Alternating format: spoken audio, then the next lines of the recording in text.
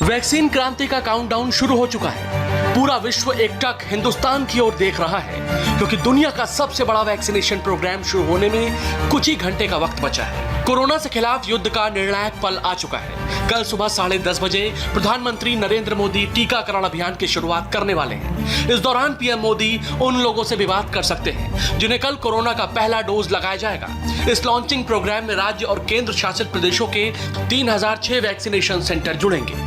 केंद्र सरकार ने इसे लेकर राज्यों को गाइडलाइंस भी जारी कर दी है। इसके मुताबिक पहले दिन हर सेंटर पर 100 लोगों का वैक्सीनेशन किया जाएगा।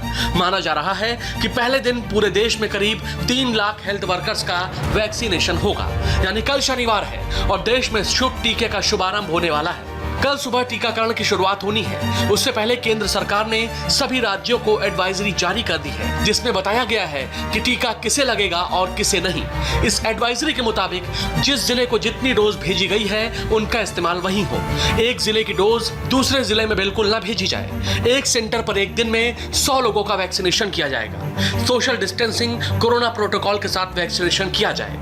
18 साल से कम उम्र के लोगों को वैक्सीन नहीं लगेगी। गर्भवती महिलाओं का वैक्सीनेशन अभी ना किया जाए। किसान आंदोलन को लेकर आज जबरदस्त हलचल है। एक ओर जहां किसानों और सरकार के बीच 9वें राउंड की बातचीत हो रही है, तो दूसरी ओर कांग्रेस की पॉलिटिक्स भी हाई है। किसानों के कंधे पर बंदूक रखकर मोदी सरकार पर निशाना लगाने का खेल चल रहा है। आज कृषि कानून के खिलाफ पूरे देश में कांग्रेस प्रदर्शन कर रही है। दिल्ली में भी आईजी ऑफिस के घेराव करने कांग्रेस कार्यकर्ता पहुंचे। प्रदर्शन में शामिल होने के लिए राहुल और प्रियंका गांधी भी पहुंच गए। लेकिन फिलहाल हर किसी की नजर अभी विज्ञान भवन पर टिकी है। सवाल यह है, किसान आज मानेंगे या फिर बातचीत बेनतीजा ही खत्म होगी? यह तस्वीर भी थोड़ी देर में साफ हो जाएगी। अयोध्या में भव्य राम मंदिर निर्माण के लिए आज से सबसे बड़ा चंदा अभियान की शुरुआत हो गई। राष्ट्रपति रामनाथ कोविंद ने सबसे पहले 5 लाख 1 रुपए की समर्पण निधि दी। विश्व हिंदू परिषद के कार्यकर्ता घर घर जाएंगे और डोनेशन लेंगे। अयोध्या में राम मंदिर निर्माण पर करीब 1100 करोड़ रुपए का खर्चा आएगा। मंदिर के लिए जो लोग पैसा देना चाहते हैं वो कूपन के साथ साथ चेक और ड्राफ्ट से भी दान कर सकते हैं। राम मंदिर निर्माण के लिए धर्मनगरी काशी से चंदा इकट्ठा करने की शुरुआत हो गई। वाराणसी में वीएचपी कार्यकर्ताओं ने पहले बाबा विश्वनाथ के दर्शन किए, फिर इस अभियान की शुरुआत की। अभियान की शुरुआत से पहले वीएचपी के लोग काशी विश्वनाथ मंदिर पहुंचे और मंदिर निर्माण की रसीद और कूपन के साथ नारियल मंत्रोच्चारण के साथ भगवान शिव को अर्पण किया। उसके बाद अब वीएचपी के लोग अलग अलग टोली में जाकर चंदा जुटाएंगे। भारतीय थल सेना आज अपना 73वां स्थापना दिवस मना रही है। इस मौके पर दिल्ली के परेड ग्राउंड में आज देश को सेना की ताकत और सैनिकों का शौर्य देखने को मिला। आज सेना ने उन जवानों का भी सम्मान किया जिन्होंने देश की रक्षा के लिए सर्वोच्च बलिदान दिया है। इससे पहले दिल्ली में वॉर मेमोरियल पर तीनों सेनाओं के अध्यक्षों ने शहीदों को श्रद्धांजलि दी।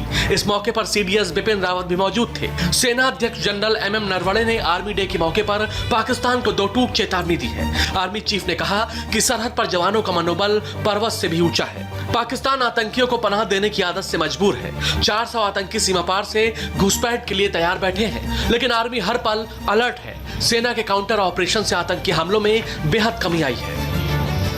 पाकिस्तान आतंकवादियों को पनाह देने की अपनी आदत से लाचार है। सीमा पर प्रशासन शिविरों में तकरीबन 300 से 400 आतंकवादी घुसपैठ करने की फिराक में बैठे हैं। पिछले वर्ष सीज फायर वायलेशन में 44% बढ़ोतरी हुई, जो कि पाकिस्तान के नापाक इरादों का सबूत है। सरहद पार से ड्रोन्स और टनल्स के द्वारा भी हथियार की स्मगलिंग करने की कोशिश की गई। नियंत्रण रेखा पर हमारे सक्रिय ऑपरेशन और मजबूत काउंटर इन्फिल्ट्रेशन ग्रिड से न केवल को दुश्मन को भारी नुकसान हुआ, बल्कि घुसपैठ की अनेक कोशिशों को नाकाम कर दिया गया। कश्मीर को धरती का स्वर्ग कहा जाता है और यह स्वर्ग इस समय बर्फ की सफेद चादर से ढक चुका है। श्रीनगर से लेकर कश्मीर के लगभग सभी इलाके इस समय बर्फ की मोटी परत से ढके हैं। कहीं तापमान -8 डिग्री तक है तो कहीं पारा -15 तक भी पहुंच गया। श्रीनगर का हाल बेहाल हो चुका है। डल लेक पर बर्फ की 6 इंच की मोटी परत जमी है। साथ ही पारा भी लोगों को परेशान कर रहा है।